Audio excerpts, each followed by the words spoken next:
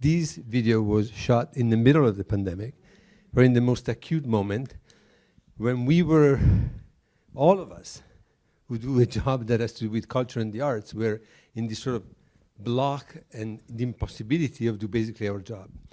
And Jessica came up with an idea for a film, and this is the film.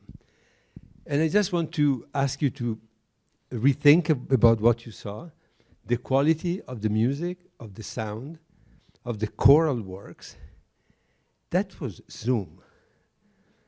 When I use Zoom, all the sort of whistle and background noise comes in, and this was flawless, as if you were singing in the Sistine Chapel with the perfect acoustic. Thank you. So, from a technical point of view, it's impeccable. The story that you tell, it's amazing. And of course, it came at the time of the pandemic, that in the States was also the time of Black Lives Matter.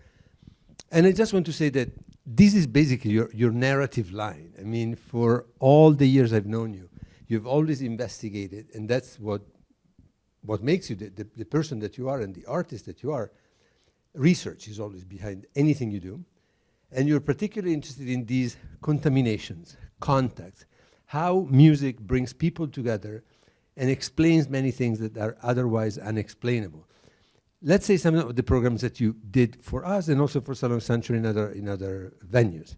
I think the first time we collaborated was the concert From Ghetto to Cappella, which was an exploration of the cross-fertilization between Jewish and Catholic musical cultures in 17th century Venice and what happened afterwards and how that traveled to Amsterdam and London, and how what we think of as Venetian music, we say, oh, well, that sounds kind of exotic. That's just Venetian. That's what a lot of musicologists will say. Well, if you think about Venice, it's kind of like Manhattan. Everybody was different, everybody was from somewhere else, and everybody was on top of each other all the time. It was impossible to go about your life and stay in your own little bubble and not be exposed to other cultures. So there were mosques, there were synagogues, and there were Catholics who were very curious about these things, and they got even more curious when there was a wall built, because the thing that walls do is that they inspire curiosity. They don't actually keep people apart from each other, they make them want to be together more. And walls keep being built. So I wanted to explore not only just the purely musicological issue of how cultures influence each other and what we think we know about something. There may be 10, 20, 100 more layers to the story. But what about our own situation now in history? Trump was president. There was a wall being built. What can that tell us about walls? And how can we listen to music and not only think about history, but think about how history repeats itself?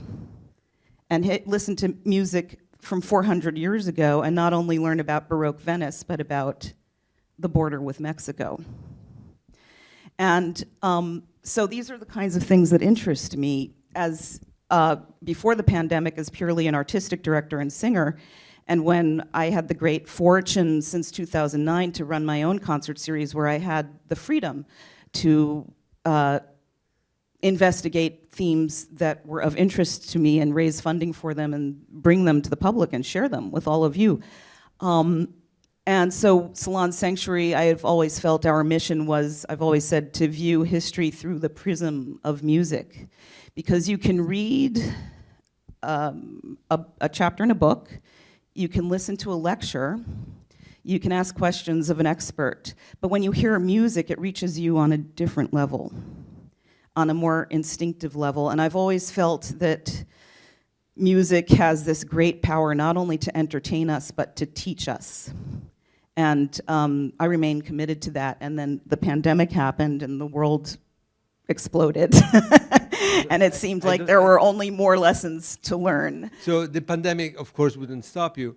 But how did you think about making a film? You've never made films before. No, I had never made a film in my entire life. But there is something in your past that sort of led to that? Well, there were a lot of things in my past that when, it's interesting, you know, I think a lot of I'm not alone in this. I think the pandemic brought out in many people, particularly creative people, to investigate and dig deep into capacities that they didn't know they had, because necessity is the mother of invention. So we can't perform. So every musician on the planet was having a meltdown. Like, I have no reason to exist. What am I going to do? So we had concerts online and so on and so forth, and we made great technological leaps in terms of sound mixing. It was a great time to be a videographer. It still is. And I think the classical and early music world and the operatic world will never be the same in a good way, because we've had a renaissance of our own. Like the real Renaissance, the Italian Renaissance came out of the Black Plague, because the Black Plague decimated society and they had to start all over again, and then you have something better than what was there before, and I think we're in a similar moment. For me, I had this idea about Babylon because there's so many settings of Psalm 137. It's so interesting. In the Renaissance, in medieval times, in later contemporary composers, why does this psalm have such a pull on us? Because it's oppressed people singing about how they were forced to entertain their oppressors. We hung our harps and forced to sing songs of joy for the people who enslaved us. And so I always had this idea to do a concert of Babylon settings. And then the pandemic happened, so there's not going to be a concert. And then I thought, we wanted to do a video project, you know, of something. And I thought, well, I have this Babylon idea, and it could be cool to do, you know, the Salomone Rossi setting and then a modern setting and see what happens. And that was my idea. And then I thought about the text and the text being recited. And then that opened the door on so many historical issues, because we have a ghetto. We have two ghettos separated by 400 years. We have two Renaissances separated by closer to 300 years. And the ghetto is still here, and we're kind of in a renaissance again. So why does the ghetto never go away? The way that this called upon my skills was my background was as an artist. I came very close to going to the Rhode Island School of Design as a painter, but I liked reading too much and doing too many other things, so I knew I'd be miserable. And even way back then, and this memory came to me, like, as I was thinking about the film. It was so interesting. When I was in nursery school, my best friend, whose house I went to play dates for, you know, all the time, her father was a film director, and they lived 2 blocks away from me in a big townhouse, and the basement was his film studio, and he would invite us down there like 2 little 4-year-olds and set up a whole projection of, you know, this was in prehistory when I was 5 years old, so you have to imagine the old school projector, and he'd show us cartoons from, you know, the 1930s and 40s, like Betty Boop and Mickey Mouse, like the original Mickey Mouse and everything, and we just sat there, you know, and old movies. And one day I came home and I wandered into the kitchen, as, you know, a 5-year-old will do, and I swiped a Tupperware container that was shaped like this.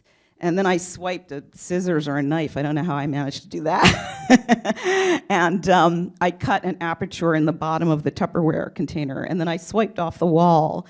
If you've seen those those reams of paper that you keep next to the phone, before there were cell phones for those elderly people like me in the room. And I swiped that off the wall. I must have stood on a bunch of chairs or something, and I swiped that and ran. And I drew a bunch of Snoopy cartoons, one after the other, of Snoopy moving, like this, Snoopy in Woodstock. And then I took my nightlight, and I put it behind the paper. You had it in you to be a filmmaker. Yeah, but then it didn't work. And I turned off the lights, and I tried to make the thing, like, turn the ream of paper, and it still didn't work. But, you know, we learn from our mistakes. And I still don't know how to operate a projector, but apparently I know how to make a film, so. Let's talk a minute about that, and then we want to bring in Ezra in the discussion, even if I'm a bit intimidated by his beautiful voice. And already I feel totally inadequate to talk to him. It's like, we'll bring Ezra in. But let's say about this film. So the first time you make a film, you have a lot of experience as a producer of concerts, operas, all sorts of things. Never a film. Nope. How many prizes and awards have you received for this film? It's over 90 so far. 90. And I have to say, every single one kind of comes as a shock. Because during the pandemic, it was done. We showed it on the Casa website, and I thought, okay, well, I'm bored now.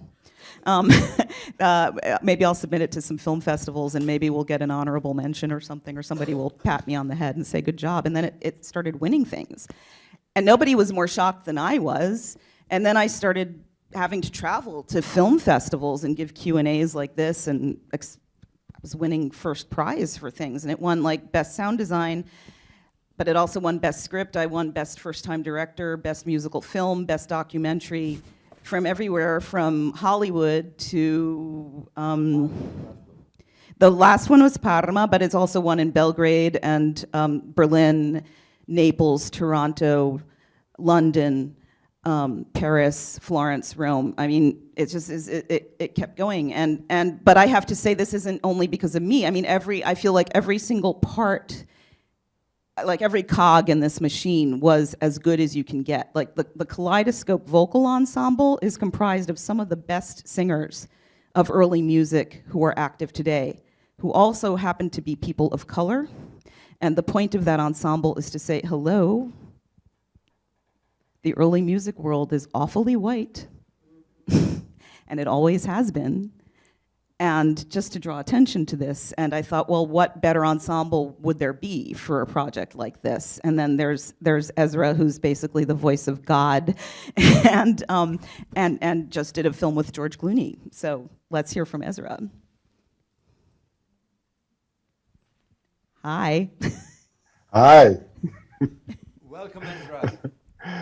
Thank you. Intimidated talking to you. It's totally dramatic, right? I'm larger than life. When are you not? Oh, thank you. Thank you. How did you get involved in the project? Did you know Jessica before? Yes, Salon Sanctuary has tendrils clearly all over the globe at this point. And so in my avid love of classical theater, it wasn't necessarily classical music per se, but the intersection of those was brought into clarity in the work that I did with Jessica and Salon Sanctuary on some previous projects. And so that awareness is just kind of, the New York little bubble of performers who are here. And when you find shared interests, you find a way to end up working together. And so there it was. What did it mean to you to be in this film that is such a powerful message, not only because it presents a history that not everybody is aware of, both the history of Salomone Rossi and of the Harlem Renaissance. For you, as an actor, as a man of color, what did it mean to you to be part of this project? An educational foray into work is one of the most amazing, golden experiences of being an artist. That's why we do it, to my thinking, is to explore worlds, to connect, to bridge, to speak out. Also, there's an essential activism beneath this work. That activism is what rests in Jessica's soul. It's what rests in mine. It's what motivates me as an artistic individual, because that's some against the grain stuff right there, just to even be in this space. So when that comes alive in this way, it's very meaningful. It gives purpose. It speaks. There's no way to quantify the reach of this small little project, which continues to enthrall people.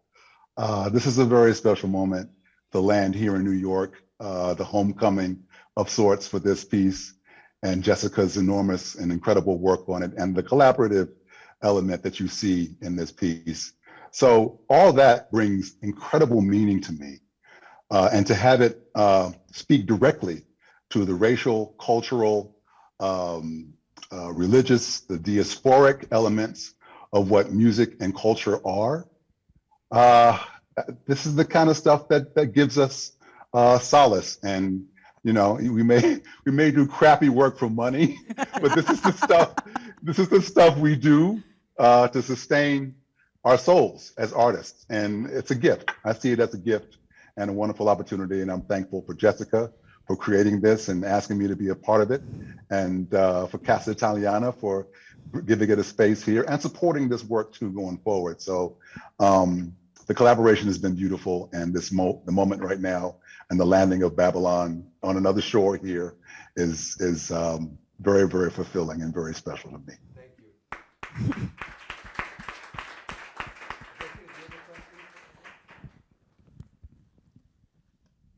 Well, we talk so much on our. What don't I already know? we can open up to our audience. Yeah. Oh, tell us about your experience as you've been Mufasa in the German tour. You had to learn German and do The Lion King auf Deutsch from scratch. I mean, it's hard enough to sing Wagner in German. I can't imagine. So you have a little bit more connection to our world than maybe you realize, because that experience of being thrown into the fire. So, the running joke in my house, and I believe my wonderful wife is there, is that I hate musicals. and so I can sing a little bit, and I've involved myself in some incredible musicals in my career, just because I just see it as versatility as a performer, as an artist. Hearing you talk about painting and drawing and how that was a very big pull for you, it describes often for us the multiple things that we're actually capable of doing. We're just kind of wayward souls, kind of sucking up stuff and putting pieces together, and blessed with gifts and a few talents, but the joy to this, Jess, like we've talked about this, is just getting a chance to do this stuff together and wrangle people and piss them off, and then also ultimately give them something beautiful. Well, this film would be nothing without you. I mean, it just wouldn't, Babylon wouldn't have reached the level that it did without you, and with, the voice of God, of the prophet Ezra. Well, having the voice of a goddess yourself, and I appreciate I'm humbled by the appreciation, but certainly, as you said, and if people aren't already aware, the level of talent in this project is rather magical and incredible. Every one of those individuals in this piece via Zoom, that tells you that voice, if you can be moved by this through the tedium of the technical processes of making Zoom sound good, man. I mean, when I think that everybody was on a cell phone, this movie was made with cell phones. I still haven't learned how to operate a camera. I'm just, don't tell anybody. It doesn't leave this room. But everything was made on a cell phone. And then the other genius part of our equation here is our audio mixing and mastering person, videographer Aaron Fagerstrom, who lives in rural Minnesota. I mean, he is God, because he made everything sound like everybody was in the same room. And not every audio person is capable of doing that. So kudos to him as well. Yeah. Just one thing about the composer, Mr. Waddle, of this beautiful piece. You commissioned it especially for this project. Yes. What did you tell him? There is a song, you set it to music, and I'm going to use it in a video. Or did you give him more instructions or direction, how you wanted it?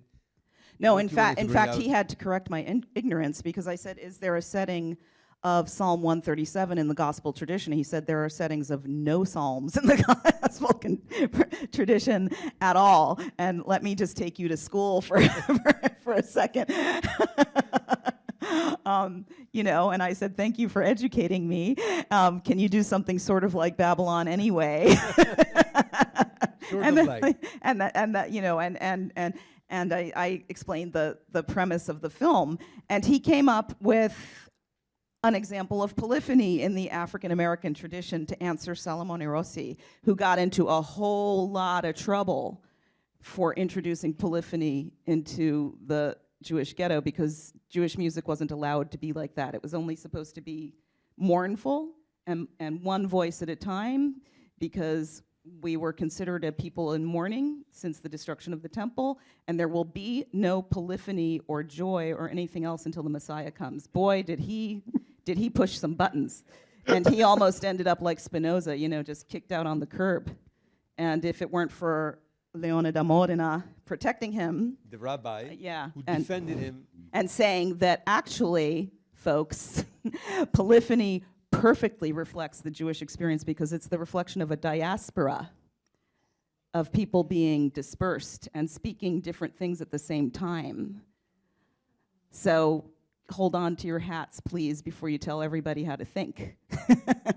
And we can relate that to the African-American diaspora too. And when you think about how ancient this music is, the tradition of the jelly and the griot from Western Africa predates any European power by about 1,000 years. I mean, these people had this civilization that was destroyed, almost destroyed, is the oldest music that we know on Earth. And I've presented concerts of it as well, just live concerts with a subtitle saying, "Why is early music so white?" Because this is early music. And when I say in the film, destroy the confines, the boundaries that we think of as this genre, that I mean it, because this is not something to be, quote, ghettoized as world music, you know, with everything else in the world that's not Western classical music somehow becomes like pushed into the same pile, you know, it's not. It's a great noble tradition, and Yakuba Sissoko, our kora player, traces his ancestry farther back than the English royal family.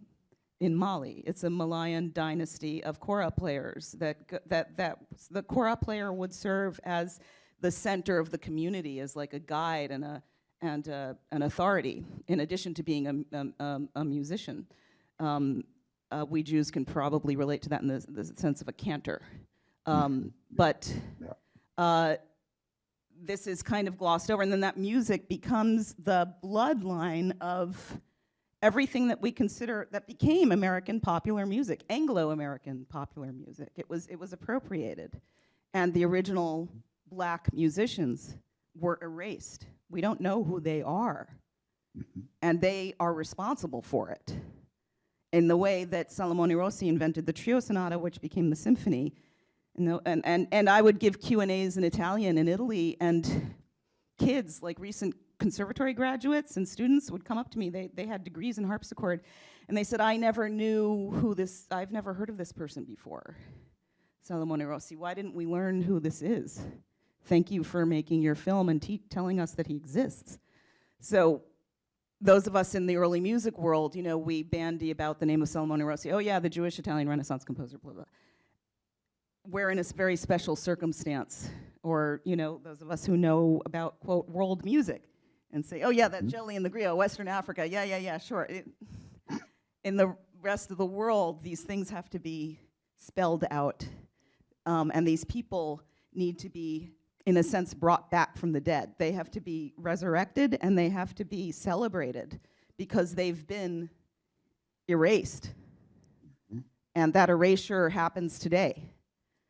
It continues to happen, especially in rock music. It doesn't stop, and that's why I felt the urgency to make a film like this. The Ghetto doesn't stop. The process of appropriation doesn't stop. The process of erasure doesn't stop. I mean, it all doesn't stop.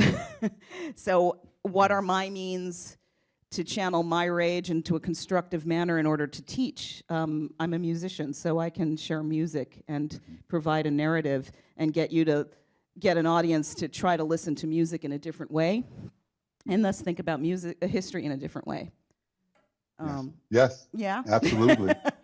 You know, I had recent reawakening myself. I was working on a play called Coal Country. Oh, right, yeah. Which is about a mining accident in West Virginia in 2010 that killed 29 miners in an explosion, you know, brought forth from corporate greed and malfeasance and neglect for union regulations that would have kept these workers safe.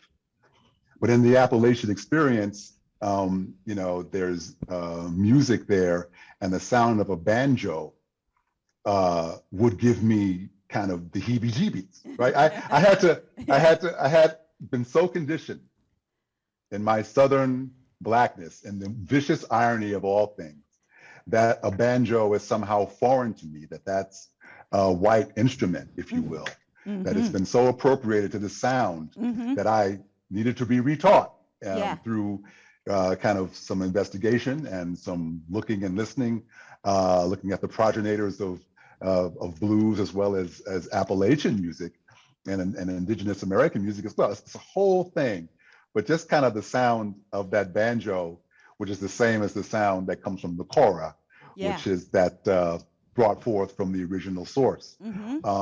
So it is a constant thing, even for us, to reinvestigate the sources of our knowledge and our influences and inspirations and where they come from.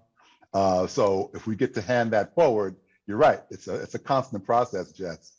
Starting with us to look at our situation and our influences and try to challenge those and then create something from that.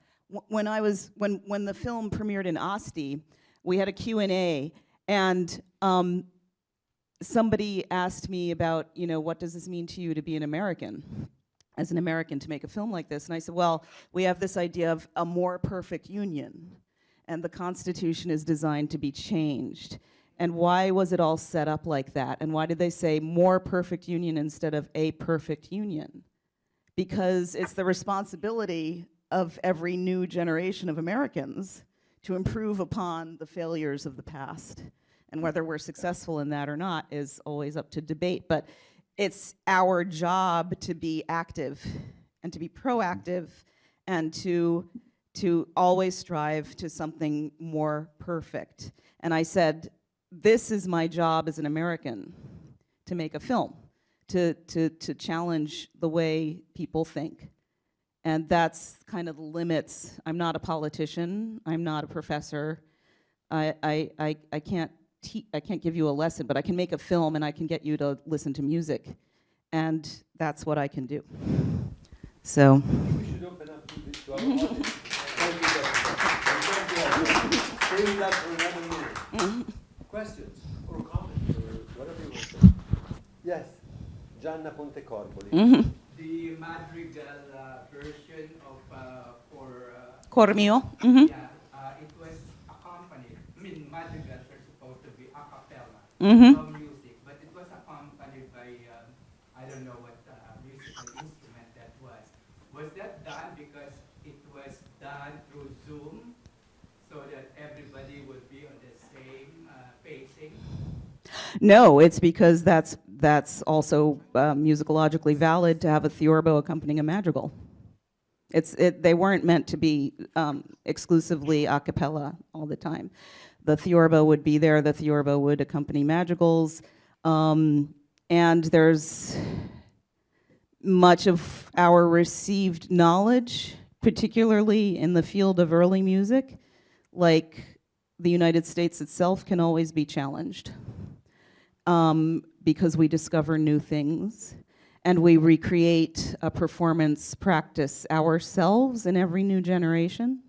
We had no recordings of the singers, and it's always, those of you who are in early music or those of you who are singers will be familiar with something called the vibrato wars, where there's a great deal of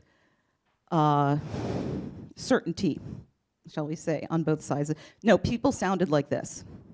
Oh, okay. No, they sounded like this, and I know. Oh, why do you know? Because I read this tract.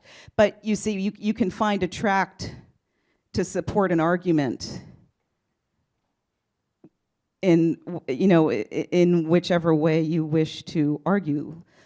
So we have tracts talking about the beautiful tremolo of the singers, and then we have other tracks saying of the purity of the sound. So that's kind of open to interpretation, and it's always open. We don't have recordings. We have language, and language is notoriously fungible, and notoriously, as any lawyer will tell you. So all musicologists are, in a sense, a lawyer making a case.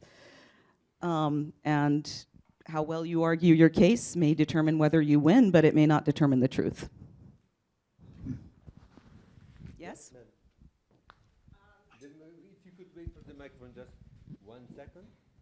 it's coming, because we are recording, and we would like to have your question on record. Here it is.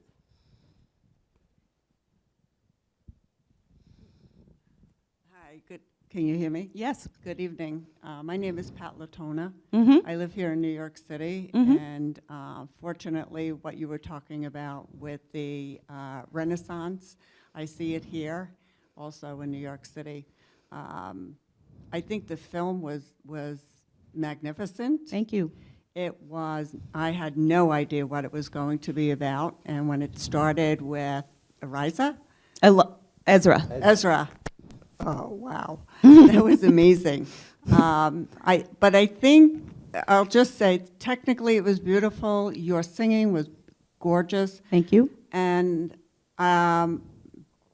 but living as long as I've lived and trying to do so many good things in the world, I think using music is one of the best ways of educating people about other people, about bringing down walls. They don't have to be concrete walls. They could be walls of ignorance, and but understanding other cultures. So thank you for bringing this. I never would have imagined that interface. It's almost like a tapestry, what you did. Thank you. With, starting with way back and then bringing it now to the present. So Thank you. Thank you. Do we have other questions? Yes. In the meantime, I have to say, also the city you decided to pick was not bad. What is it called? Mantova. Not bad, actually. I kind of like it. That's where I'm from. Where's Stefano from? And that's where we really met for the first time, in Piazza Sordello. That's right. Oh my God, that's Yeah. where we sat down. We had that amazing Yes, hot chocolate yes, with that's it. the chocolate thing that you dip into the hot milk and it melts, and it's like, it's like the No, best. and in the Manto whole is world. another You pr- have to have it. Ezra, the next time you'll come along with chocolate and everything else. No, it's Next really- time. Yeah. It's really an incredible city, and utopia in and of itself, because it's a city that now has less than 40,000 inhabitants. And it has the majesty and the greatness of the capital of a state, because it was the capital of a fully functioning state. So the fact that it survives and that it's surrounded by these 3 lakes, and the photography was beautiful, it's in and of itself something that is uncanny. Yeah. And every time I go back, Yeah. I'm struck by it. Yeah. Now we need to bring this to Mantova. Fine. As long as you bring me to Mantova. You travel with the film, don't you? Yeah. Ezra, you're coming too. Yes.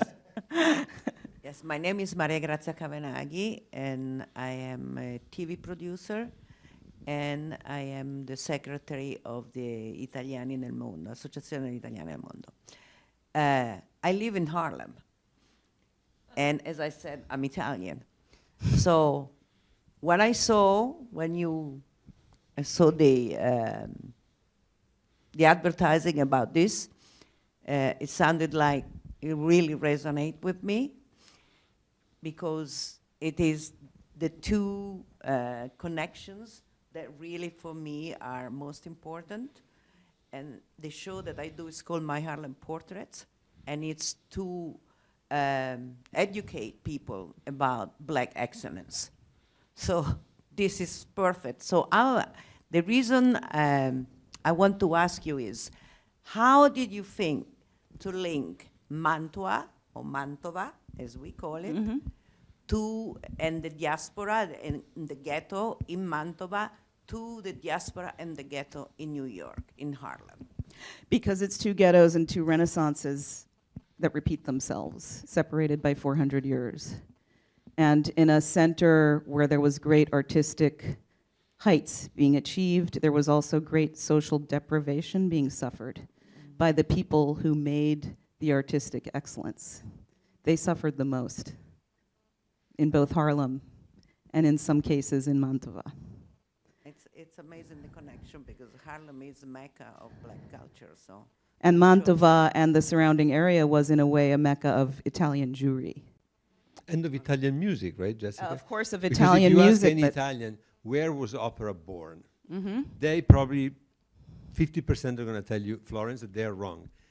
The first opera was performed in the Ducal Palace in Mantova And does by that, Monteverdi. So whatever it's Florence or Mantova, but definitely it was one of the centers of major excellence for music production. The Gonzaga, that were the ruling family, were crazy about music, and they would like make debts in order to invite the best artists and have them at the court. and do the early music geeks in the room, do you know who the first opera diva was in Monteverdi, one of Monteverdi's operas?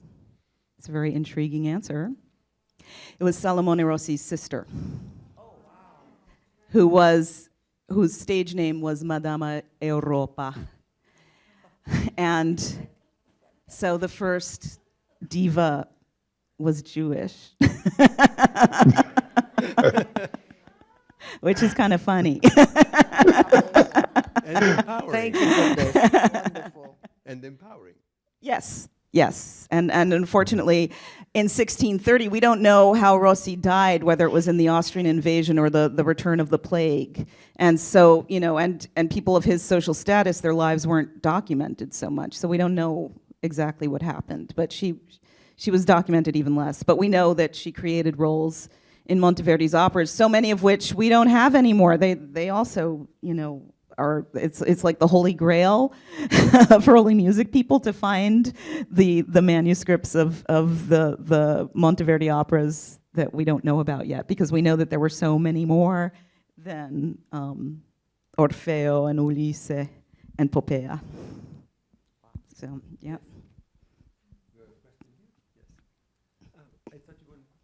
Any more questions? Comments, concerns? Just, what is the next challenge in terms of awards you're being considered for nomination? Explain, and if you have any connection that you can use, do use it for this. Okay, so the very exciting news for us is that we're on the Grammy shortlist list for Best Musical Film. Grammys! So this category was invented in the 1980s for films that were longer than music videos. And most of them are films of rock concerts. So we're in competition with Mick Jagger. I mean, who isn't? Bring it on. And Adele and Gustavo Dudamel, and you know, so, but you know, the whole story of Babylon is kind of like a David and Goliath thing, because like we kept thinking like this will never happen. This is just this little thing that we made on cell phones with 90 awards to its name. So the way this works is to get a Grammy nomination, which means you're one of like 5 to 7 candidates up for a Grammy Award, is that the members of the Recording Academy vote. So if any of you are members of the Recording, come talk to me, and please vote for our film. Or if you know anybody who is, I'll just be like my standard issue, subtle and delicate self, and understated. Vote for us, please. Thank you. And we'll know the news on November 15th, I believe. Yeah. Jesse, Thank you. This is all so exciting. We are very grateful and very happy to be part of this. What is the next project in which you're trying to involve us now? Make it public. Oh. We did a concert twice in a row before the pandemic of this really fascinating piece by another really provocative composer, a lot more obnoxious than Salomone Rossi, whose name is Alessandro Stradella, who got himself murdered. He pissed off so many people. So, you know, that's my kind of composer.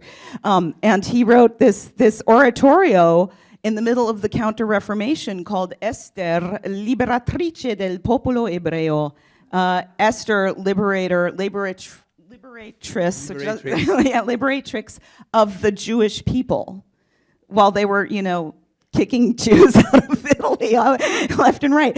And so we performed this, and we had to kind of reconstruct the score a little bit. But it's so interesting because it's a story of this woman who will not put up with anything from anybody, and she uses there's a threatening, looming genocide. Those of you who know the story, that a minister of the Persian king wants to obliterate the Jewish population there because a Jewish minister didn't bow to him. And does that remind you of anybody? Somebody in recent history. And then, but Esther is married to the king, who doesn't know she's a Jew. And so she has to use strategy and intelligence to stop a genocide and bring down this idiot who is completely self-important and blustering. And so it's like the Nancy Pelosi versus Donald Trump oratorio, you know. And she wins, of course, as we know. So we have this when I was in Parma, I had the wonderful good fortune just it was completely improvisational. I just visited the library and met the librarian and got into conversation. The Complesso Pilota of Parma is a massive thing with a Renaissance theater, one of 3 remaining in the world, a gorgeous library that is filled with treasures, and an art gallery that has a Da Vinci in it. So it's a nice place to be for an afternoon.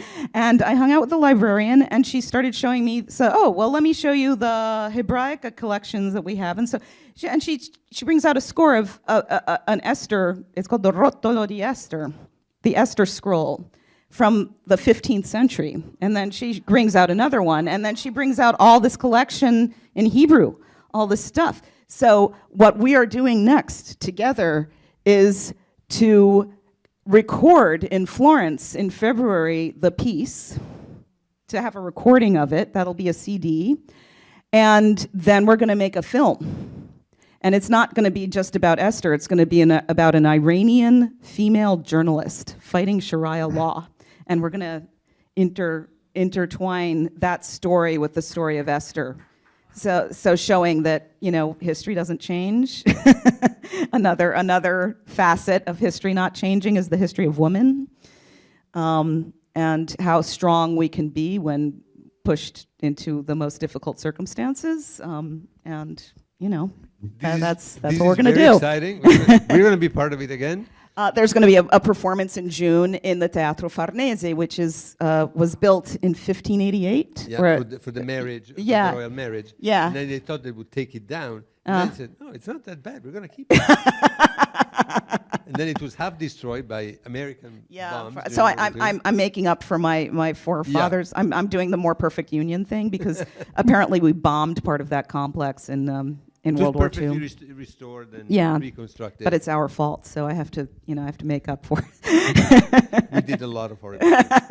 We're not going to there. Parma in June, the performance. Yeah. And then the CD, and then a film. Right. So you're going to become a real filmmaker now. Yeah, I mean, whenever somebody calls me that, I'm kind of like, no, I'm just a singer. When I have to get up on stage and do an acceptance speech, my Italian falls apart, because I'm like, I'm not really supposed to be here. I'm really just a singer. I just did this because of the pandemic. Thank you for the prize. You're all the directors. Come on up and talk. Yeah. You know, what was it? The film with the gardener who becomes president. That Peter Sellers being there. Yeah.